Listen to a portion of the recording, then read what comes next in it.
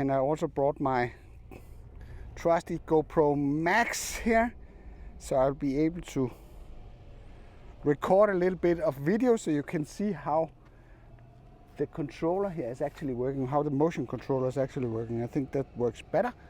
So let's see what we can get out of this. And also, it's very sunny right now, so maybe it's time to pull out some of these ND filters that I got as part of the kit here for the drone. And this is a ND broken nail.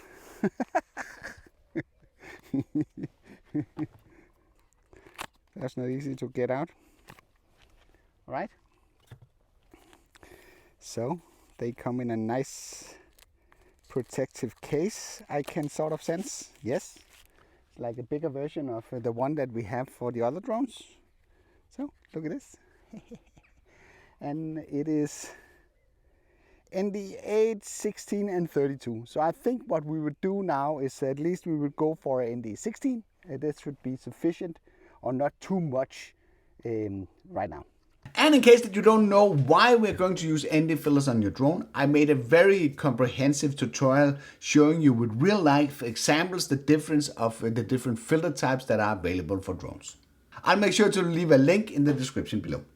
Maybe we should include our friend here. This is the GoPro Max, so we're gonna invite that to join the camera crew today.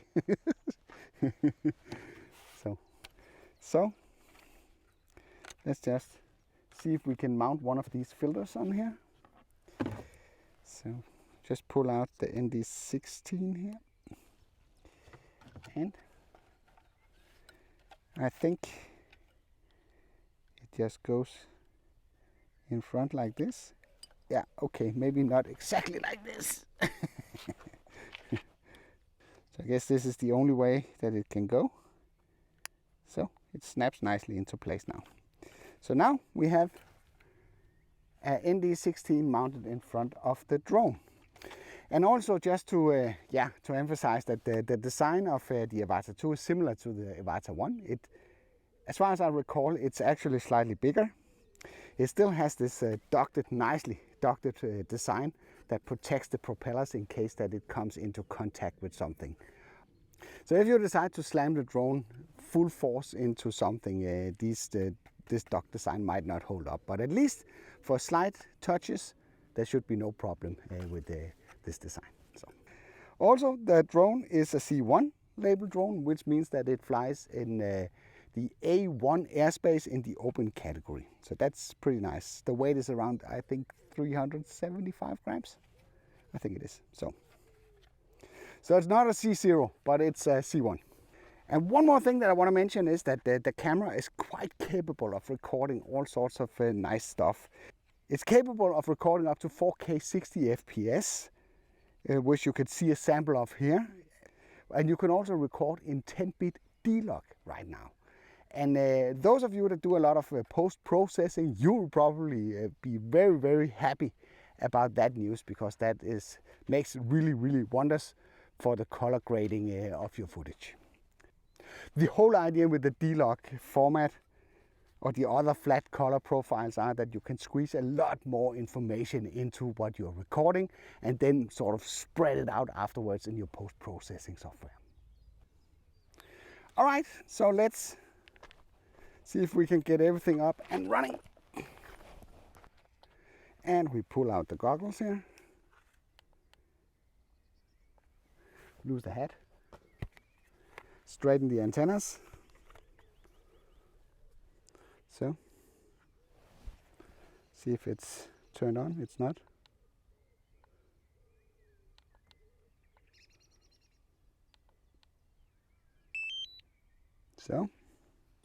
So it doesn't like that I'm over here.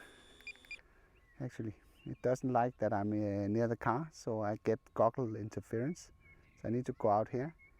So this one is the M&H, that is the sport mode. This one dial switches between the easy acro flight. The orange button, that's really, I don't know why it's orange, because you can't really see it.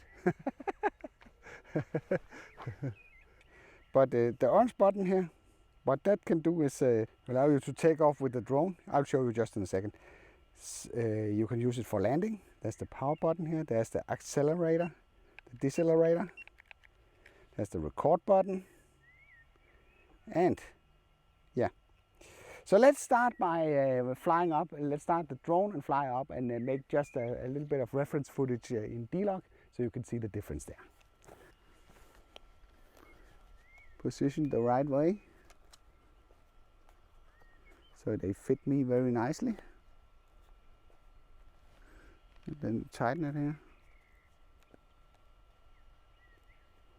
See, there's a lot of options here. They can also be tilted a little bit forward here, so they are a very good fit for you. So you see what happens now is, you can hopefully see that on the GoPro, that if I press 2 times here, the motor starts, and if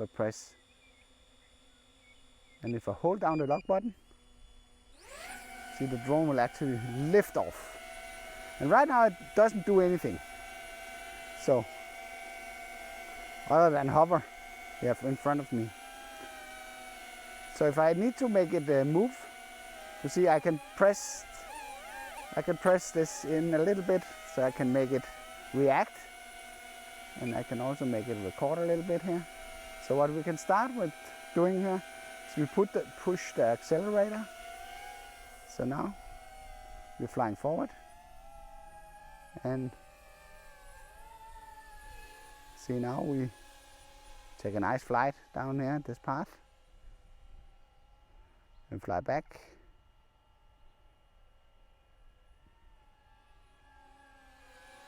And so if I just let go, so what we do next is I push 1 time on this button here, then I can go in here, and then I can go under settings, and then I can go on the camera, and then I should probably stop the recording on the recording button here. What I can do now is, see, I can mess around with wide. I can do wide here, and we don't want this, we just want 4K 60 and fly a victory round. Just round here, around the car.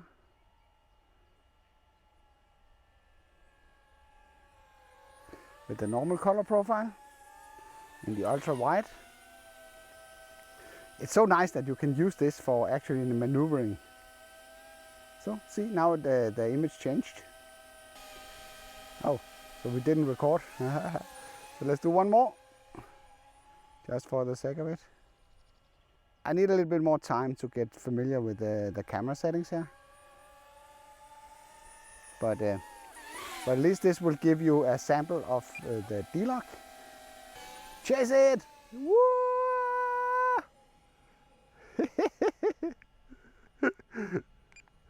I should have it is actually a little bit scary. So let's see what happens if we take it on horizon steady. So there we go. Maybe this is like, I don't know. Can you see a difference? Maybe there's a difference when we play back the footage. I will make sure to include that and play it. But to be able to do that, I should maybe press the record button. SD full. What is full? Maybe it's the goggles. It's the goggles that are full. So when you land it, you just hold down the button here. And then you can tap this. So you see what's actually going on. Note that the pass-through video feed of the goggles are not being included on the screen recording. And unfortunately, the screen recording does not pick up after you exit the pass-through view. So just hold down the button here, so land it very nicely on the pad. There's a risk that I don't want to lose the screen recordings that I got until the card ran out. So what I'm gonna do is I'm simply gonna take out this SD card and then steal one from the Mini 4 instead. Put that one in here. The cool thing about this is that it actually starts automatically to record in 1080p what happens on the screen, and you get the visuals and all the graphics and all that stuff that's included as well.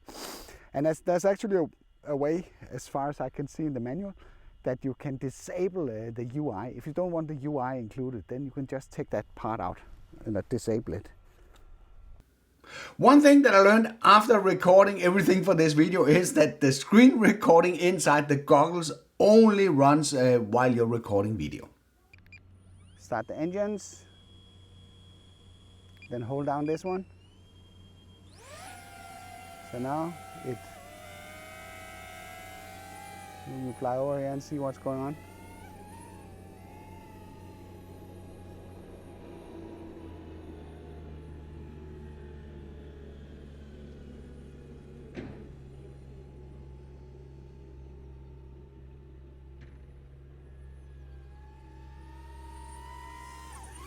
See if I just let go. See.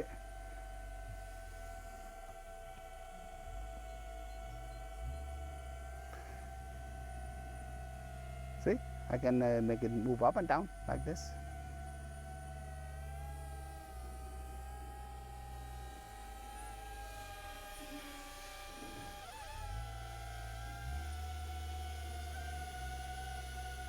See?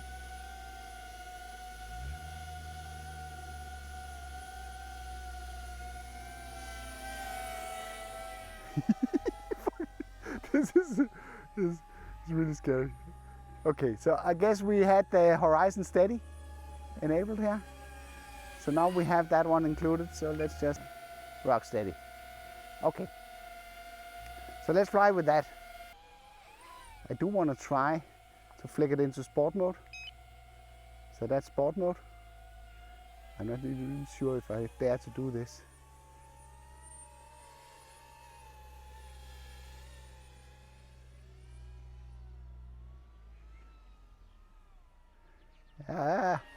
I'm not even sure this is full speed.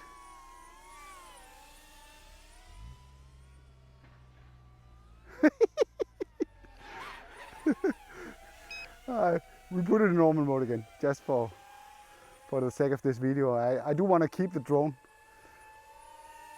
at least for a while, so I can make some videos for you guys. All right, so let's position the drone here out somewhere. So let's just try the slide. I'm not sure what this does. Maybe one of you could tell me. Just put a little bit of recording onto this.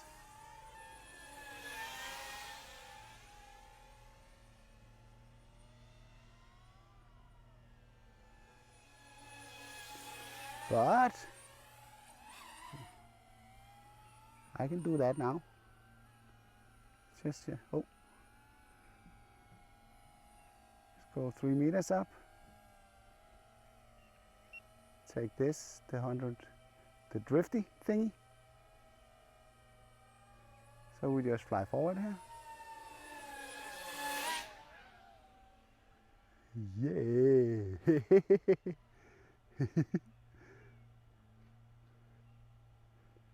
So that kind of makes sense why they included backwards obstacle avoidance. Because we need that. So, you see, now it continues and it just changes. Hey, this is nice. This makes it a lot easier. Really, really a lot easier to do some of these complicated stuff that you can do with a FPV drone. I'm really looking forward to add this to my... So now we have low battery. You get a chance to test that as well. So, see what is it doing?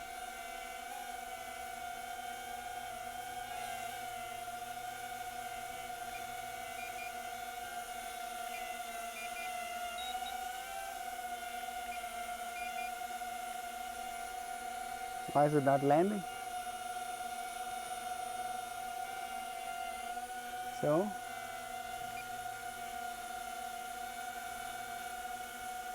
Take this one away. So I'm not really sure how to handle this.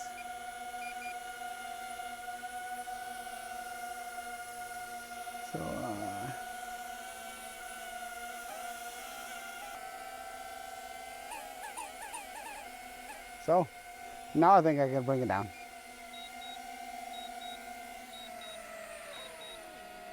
Ah! Slight miss.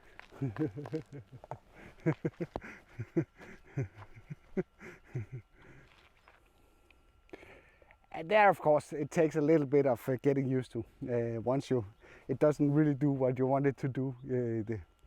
That's where the experience kicks in. But I promise you one thing, if it kept sitting there and hovering, it would come down eventually. Interesting part 2 of the first flight, which is really not a first flight anymore, it's a second flight. They have put in some massive amount of, maybe not massive, but they've put in a lot of internal storage in this one. It has 46 GB of internal storage, and it has the possibility to put in an SD card here as well, so you should not run into problems or storage issues when you're out flying. And I guess that's the reason why there's a sticker here that says do not touch the intake to avoid burns. I can confirm that. It's probably one thing that we will be wondering, because now I've mounted the ND filter here onto the drone. So let's just see if we can make the cover fit on top of the ND filters. Oh, if I put it the right way, maybe it can. Yeah, I would not recommend that. It does seem a little bit squeezed. Let me just take off the filter. The gimbal cover, that's a very, very simple solution. A lot simpler than what we have seen in the past. Make it easier. So if you can see here, it's very, very simple. Just goes under here, and then you simply just press it in like this and lock it into place. So that's a very simple solution that's very easy to use. That's what we want. It's a super, super cool product and very fun for me, as it's getting a little bit, from time to time, this is the, okay, they can make you money, these drones, because they can make steady, low, very easy, nice shots. But I have, with quite envy, looked into some of the stuff that have been produced with the FPV and thought if I should take the plunge or not. I'm really happy that I got a chance to try this out right now. I'm also really happy to find out that I can actually stand up and fly the drone with the goggles on without being dizzy, which was one of the things that I was a bit concerned about going into this, as my eyesight is not really optimized for this kind of I was also a little bit skeptical about this one, and it actually turns out that this could be quite a nice asset. And if you have a hoodie like this, it just fits nicely into your yeah. So I hope you liked this video. If you did, then feel free to give it a like. If you didn't like it, feel free to press the dislike button twice. Thank you for watching, and I'll be seeing you around.